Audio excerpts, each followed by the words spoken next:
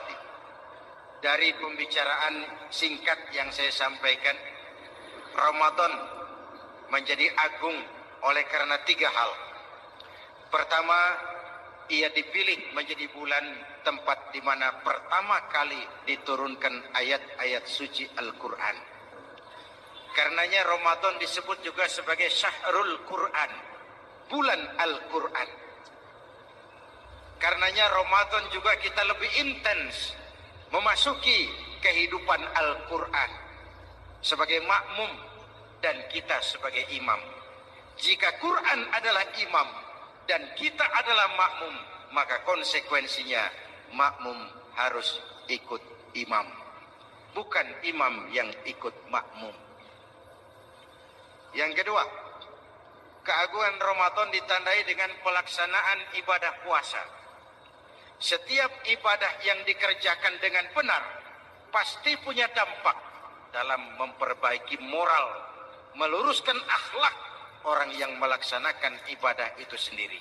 Maka bulan suci Ramadan menjadilah kawah candra di muka, menjadi bulan training, bulan latihan. Saya sering ibaratkan, Mike Tyson masuk latihan, keluar latihan, tinjunya makin hebat. Hewitt masuk latihan, keluar latihan, tenisnya makin canggih. Zinedine Zidane masuk latihan, keluar latihan, sepak bolanya makin hebat. Kalau latihan tiap hari, main kalah terus, orang kan ngomong, buat apa latihan?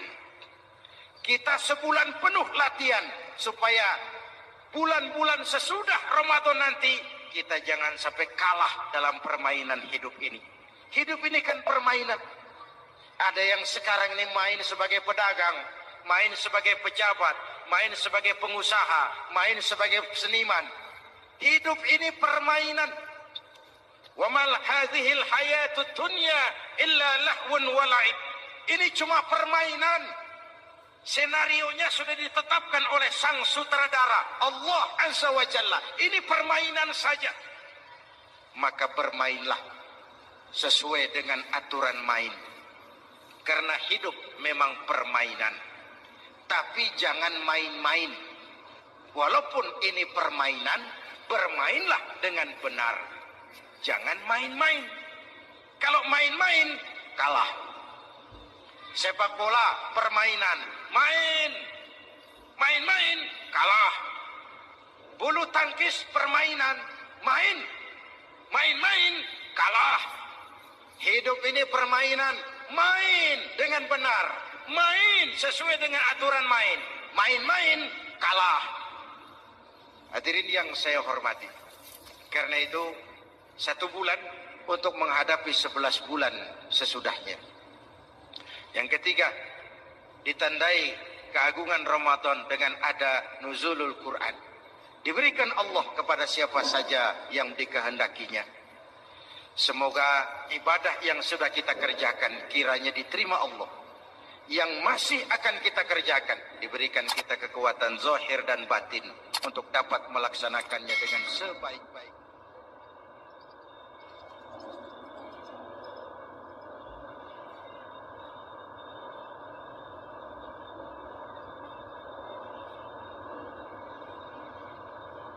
Pertama, Ramadan dipilih oleh Allah menjadi bulan tempat di mana pertama kali diturunkan Al-Quranul Karim.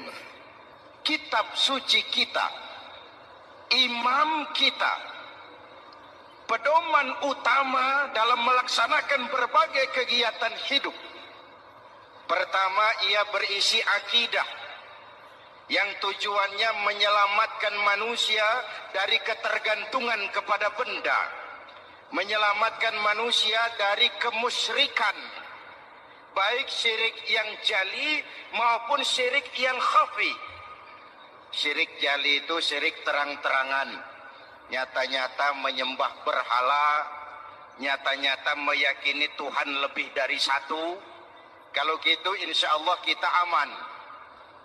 Tapi ada syirik khafi, syirik yang tersembunyi, menjadikan yang selain Allah sebagai tujuan akhir dari seluruh kegiatan hidup.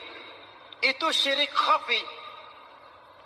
Saya sejak pakai cincin ini rezeki lancar. Cincin. Saya sejak pakai gesper ini, jangan anak gadis, nenek-nenek ngelihat saya lemes. Gesper. Ini sejak ada perkutut di rumah ini, bisnis bagus, perkutut. Kalau komputer lebih kita kagumi dari Allah, itulah berhala kita. Kalau pangkat lebih kita utamakan dari Allah, itulah berhala kita. Kalau ilmu lebih kita kagumi daripada Allah, itulah berhala kita. Quran membebaskan manusia dari ketergantungan kepada benda, membersihkan keyakinan, meluruskan tauhid dengan konsep akidah. Lalu sisi yang kedua, syariat untuk mengatur kehidupan sesama manusia.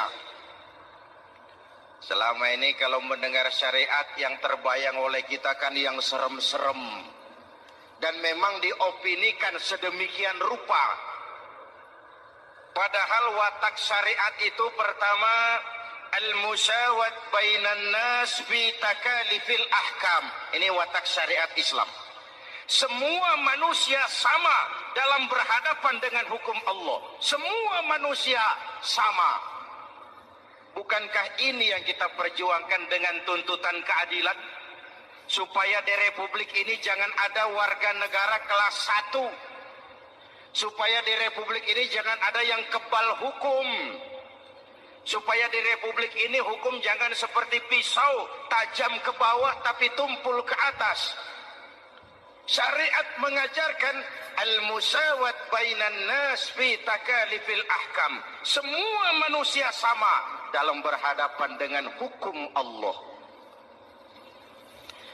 Ketika mengajarkan orang beramal, Rasulullah kepada putri kesayangan beliau sendiri berkata, "I'mali ya Fatimah, i'mali fa inni la ughni anki minallahi syai'an." Fatimah, beramal kau. Fatimah sholat, Fatimah puasa, Fatimah haji. Kalau kau tidak beramal, aku ayahmu Rasulullah tidak akan sanggup membelamu di akhirat nanti. Inilah watak syariat. Tidak mentang-mentang anak kesayangan lalu ada jaminan, sudah Fat, kamu nggak sholat nggak apa-apa, nanti di akhirat ada papi. Tidak. Semua manusia sama dalam berhadapan dengan hukum. Andai kata Fatimah putri Muhammad mencuri, tidak usah orang lain, Muhammad sendiri yang akan memotong tangannya. Bukankah keadilan macam ini yang kita harapkan?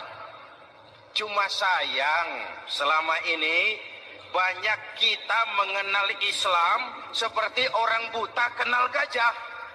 Ada 3 orang buta dilepas ke kebun binatang, disuruh kenal gajah. Saya yakin laporannya lain-lain. Orang buta pertama bilang, "Pak, gajah tipis, lebar kayak kipas." Kenapa? Dia baru pegang telinganya. Orang buta kedua ngotot, "Goblok itu Pak. Yang betul saya, gajah kecil panjang kayak ular." Kenapa? Yang dia pegang ekornya. Orang buta ketiga lebih marah, dua-duanya tolol Pak. Yang betul itu saya, gajah tinggi besar seperti pohon kelapa. Karena yang dia pegang kakinya. Beginilah kita mengenal Islam. Seperti orang buta kenal gajah, frame of reference, kacamata pandangannya tidak total. Baru kenal kaki gajah, sudah sok tahu gajah.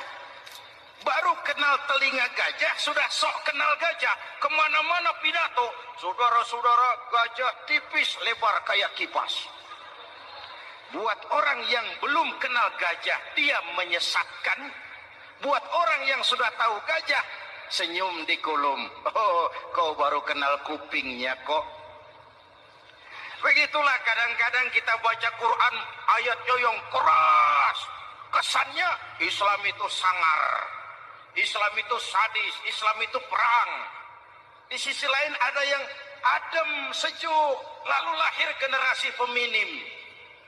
Buat saya yang terpenting semua kita perlu. Rasul mengajarkan, la takun ratban fatuksara, wala yabisan fatuksara. Jangan lemah, nanti kau diinjak orang. Tapi jangan keras, nanti kau dipatahkan orang. Hadirin yang saya hormati. Lalu syariat juga punya at-tadrij fit tasri', tahapan dalam melaksanakan syariat.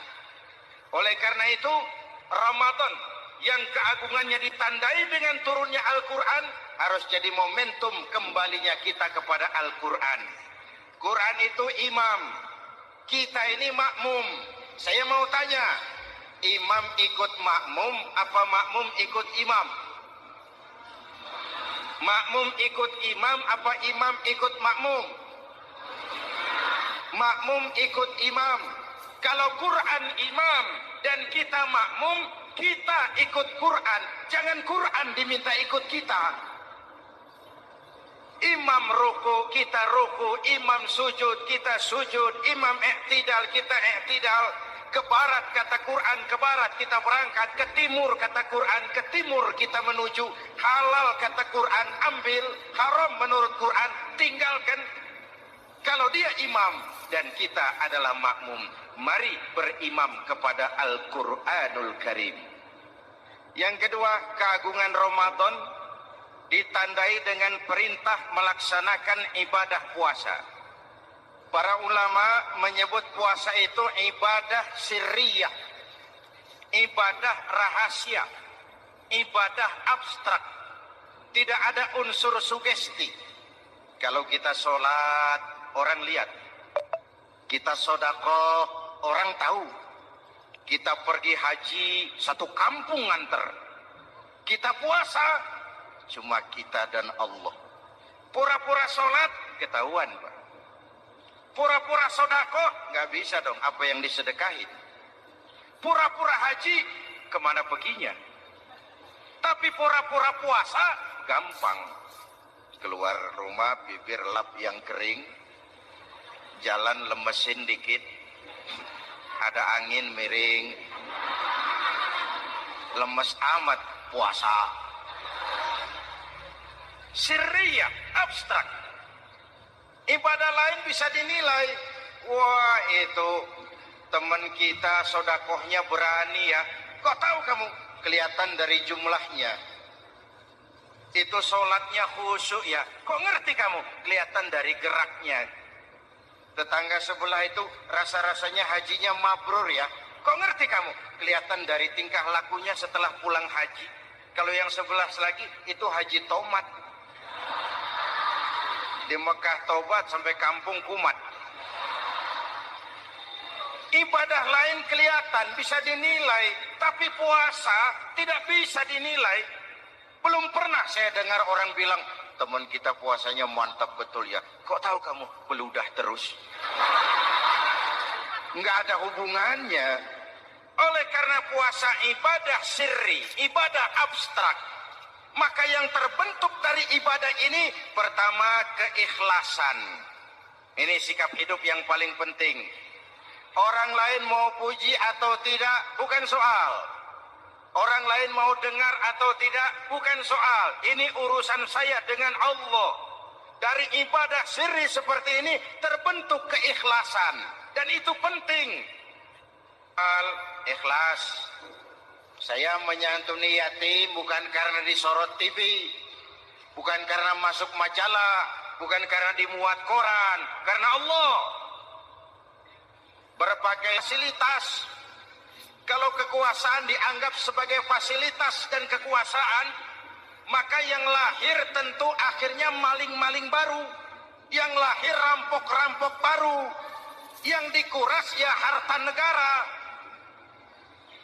Hadirin yang saya hormati, ikhlas menerima jabatan dengan keyakinan ini amanah Allah, amanah akan dimintakan pertanggungan jawab. Ini alat untuk berbuat baik, ini alat untuk mengabdi. Kalau cuma digambarkan kekuasaan jabatan sebagai kekuasaan dan fasilitas, itu yang lalu banyak melahirkan rampok-rampok baru. Betul? Iya, kalau jabatan kan gajiannya jelas. Menteri gajinya jelas. Anggota DPR gajinya jelas. Presiden, wakil presiden gajinya jelas. Tetapi ketika fasilitas dan kekuasaan banyak memberikan hasil, jangan heran lalu muncul penjarahan terhadap kekayaan-kekayaan yang justru merupakan milik rakyat. Ikhlas dalam menerima jabatan, ikhlas dalam berbuat, ikhlas dalam beramal. Lalu yang kedua, jujur. Tadi siang saudara sholat zuhur apa tidak? Sholat. Yang sholat? Yang enggak, ya enggak. Sebelum sholat zuhur kan saudara berwudu. Waktu berwudu kan saudara berkemur, memasukkan air ke mulut. Umpama waktu berkemur saudara korupsi, dikit saja airnya saudara minum, jangankan hansip, jangankan satpam, jangankan polisi, teman sebelah pun tidak tahu kalau waktu berkemur kita korupsi. Kenapa kita tidak mau melakukan itu? Ada rasa malu kepada Allah. Alangkah positifnya kalau ini diterjemahkan dalam kehidupan. Sekarang kan kita berpikirnya Allah ditekan. Kamu korupsi ya? Iya, Tuhan kan tahu. Biarin, Tuhan mah tahu, nggak ribut. Nggak ribut katanya. Tapi kalau orang, 3 orang saja tahu, geger kantor. Bayangin, Tuhan aja ditekan, Tuhan diintimidasi, apalagi orang lain. Lahir etika otonom, daya kontrol yang paling ampuh yang muncul dari dalam jiwa kita sendiri. Sabahu ahadun au qatalahu falyaqul inni shaim, inni shaim. Kalau ada orang mencaci maki dia, bahkan mengajak dia berkelahi yang menurut ukuran dia mesti menang, tapi karena puasa, maaf, saya bukan gak berani sama kamu, saya sedang puasa. Kalau mau berkelahi juga ntar aja habis buka, segeran dikit berantemnya. Ini shaim, maaf, saya sedang berpuasa. Itu merupakan benteng. Orang itu kan kalau lagi puasa kondisi lapar, haus, temperamen kan tinggi. Sedikit tersinggung temperatur naik, sama marah gampang. Kalau waktu begitu dia bisa sabar, ketika kenyang sudah nggak ada masalah. Sabar baik dalam taat kepada Allah. Kalau ibadah berpuasa kita baik, kita yang malam ini pasti bukan kita 20 hari yang lalu.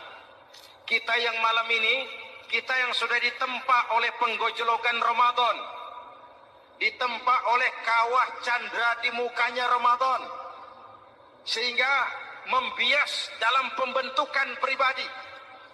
Setiap ibadah yang dikerjakan dengan benar pasti punya dampak positif dalam meluruskan moral orang yang melaksanakan ibadah itu sendiri. Jangan sampai terjebak kepada rutinitas ritual. Akhirnya seperti yang sering saya ungkapkan, sholat rajin, maksiat tekun. Baca Quran mau, fitnah orang hobi. Sedekah ya sedekah, tapi nyolongnya lebih gede dari sedekahnya. Sedekahnya cuma untuk ngumpetin korupsinya. Akhirnya jadi lipstik, akhirnya jadi dekorasi. Setiap ibadah yang dikerjakan dengan benar punya dampak positif dalam meluruskan moral dan memperbaiki akhlak orang yang melaksanakan ibadah itu sendiri. Begitulah Ramadan, ada pelaksanaan ibadah puasa. Dan untuk puasa Nabi bersabda, lis-shaimi farhatan, farhatun indal iftar wa farhatun inda liqa'i rabbih. Buat orang yang berpuasa ada 2 kegembiraan yang tidak dimiliki oleh yang tidak melaksanakan puasa. 2 kegembiraan. Pertama, farhatun indal iftar, kegembiraan menjelang saat-saat berbuka. Hati itu besar, rasa optimisme, padahal bukanya cuma sama tempe, sama tahu, sama ikan asin. Tapi entah makin dekat maghrib, hati makin berbunga. Ada kebahagiaan yang tidak bisa diceritakan. Allahumma laka sumtu. Ya Allah, hari ini saya laksanakan perintahmu. Saya lawan rasa nafsu, saya tempuh lapar, haus, saya tunaikan semua ini. Itu kegembiraan yang puasa. Yang kedua, wa farhatun inda liqa'i rabbi. Kegembiraan kedua nanti di akhirat pada saat bertemu dengan Allah Subhanahu wa taala. Masuk surga nikmat, bertemu Allah jauh lebih nikmat. Hadirin yang saya hormati, bahkan di surga ada sebuah pintu yang khusus disiapkan bagi orang-orang yang melaksanakan puasa. Tidak bisa masuk ke pintu itu kecuali orang yang puasa. Dan pintu itu disebut pintu Rayyan, Babur Rayyan, pintu Rayyan yang hanya boleh dimasuki orang-orang yang melaksanakan ibadah puasa. Hadirin, lalu yang berikutnya ibadah puasa ganjarannya abstrak. Kalau ibadah lain kita bisa lihat itu. Sholat berjamaah pahalanya begini.